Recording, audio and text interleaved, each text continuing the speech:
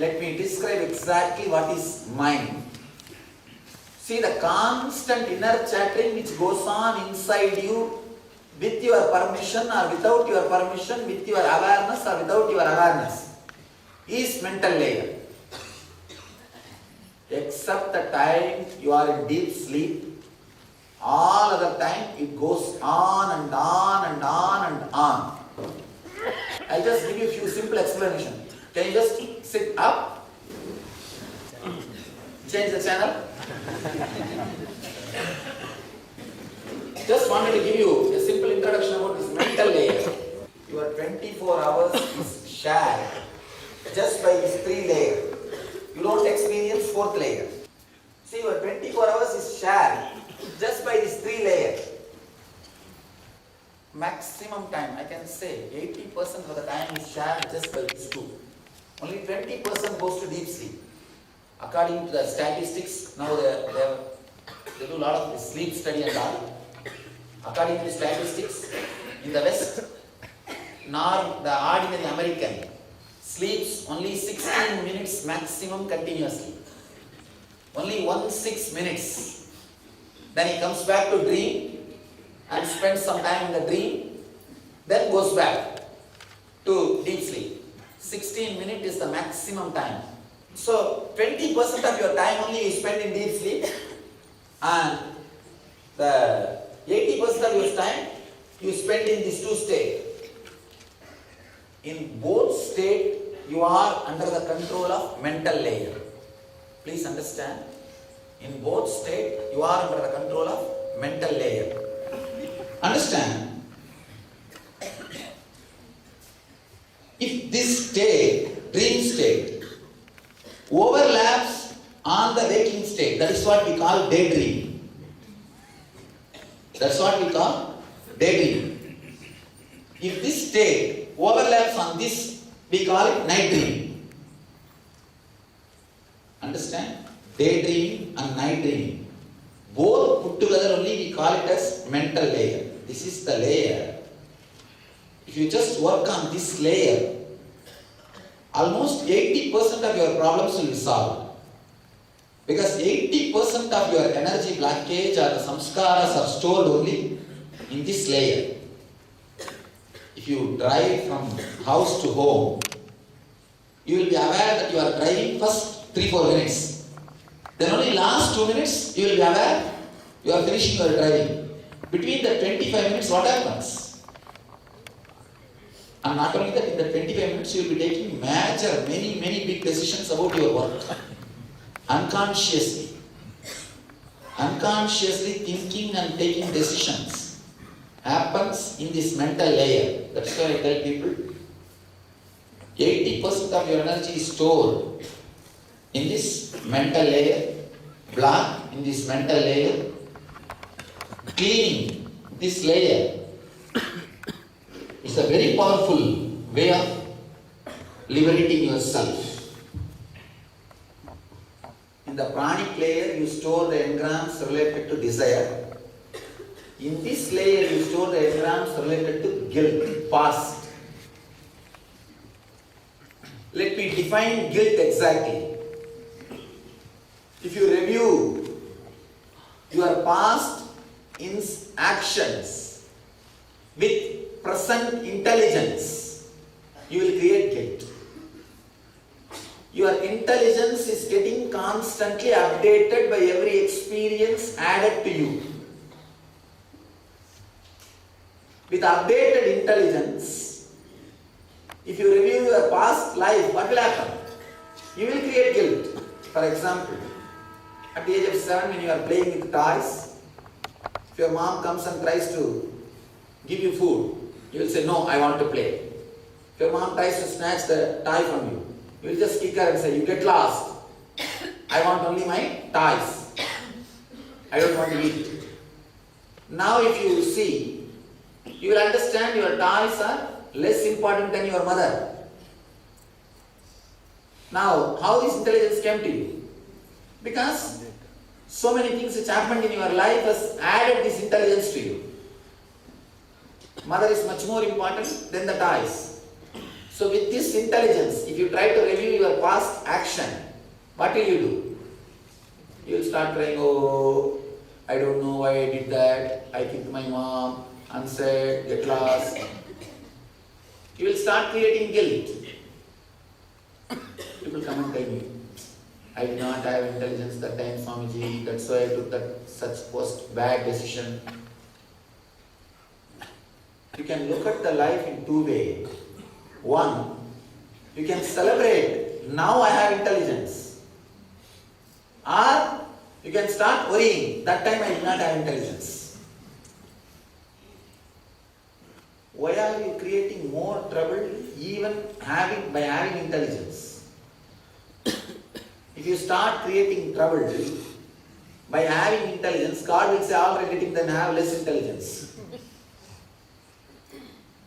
If you use your intelligence to create guilt, you are misusing your intelligence. Understand? If your consciousness travels towards future, it is desire. If it is constantly stuck in the past, it is guilt. If it is constantly stuck in the future, it is desire. If it is constantly stuck in the past, it is guilt.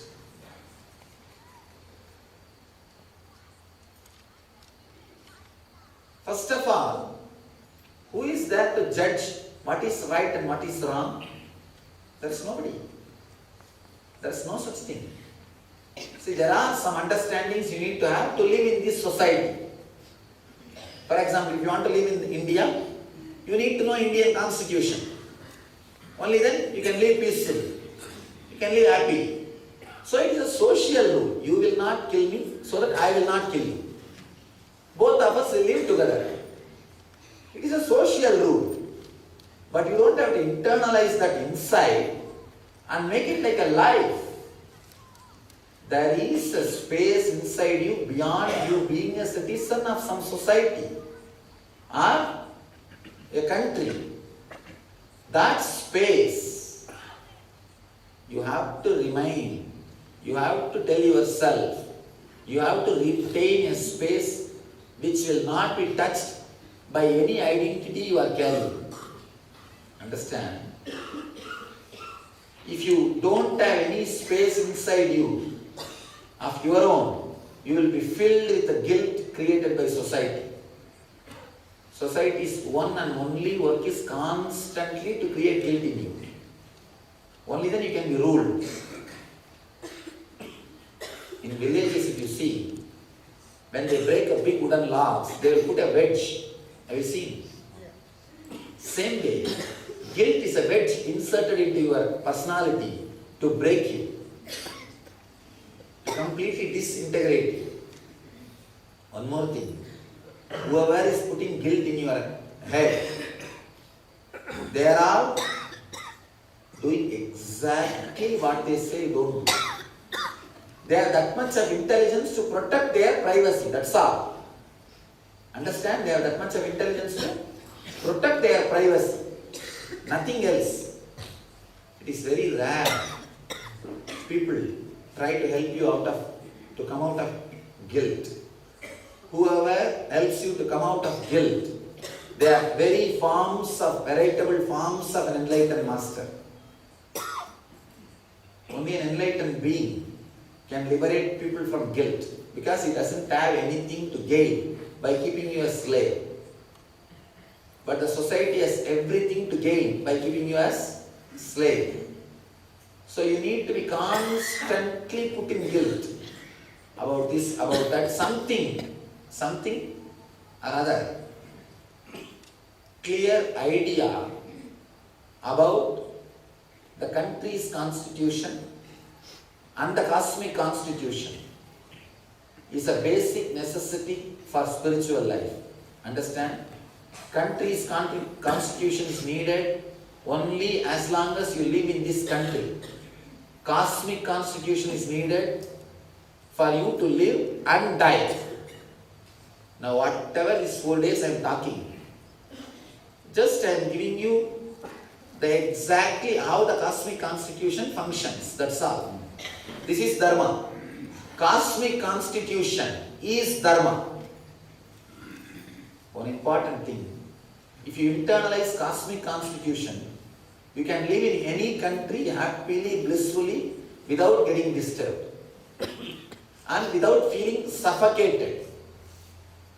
Internalizing cosmic constitution is what I call enlightenment, living enlightenment. In cosmos, there is no such thing as right or wrong. Be very clear. Then immediately you will ask, then can you do whatever you want? Understand? You do sinful things only if you are in hell. Don't think you do sinful things, then reach hell. No. You are in hell, that is why you do sinful things. Simple example.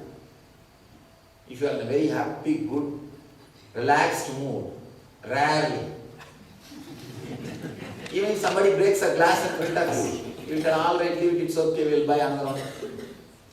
If you are in your usual mood, regular mood, they don't have to break anything. If they just appear in front of you, that's enough. They will have your blessing. They will have your blessing. You don't need any reason. You are just waiting to bite. You are just waiting to bite. The moment they appear in front of you, what you do? Jump on them, tear them to pieces. What state you are in, that kind of actions only happens through you. That is why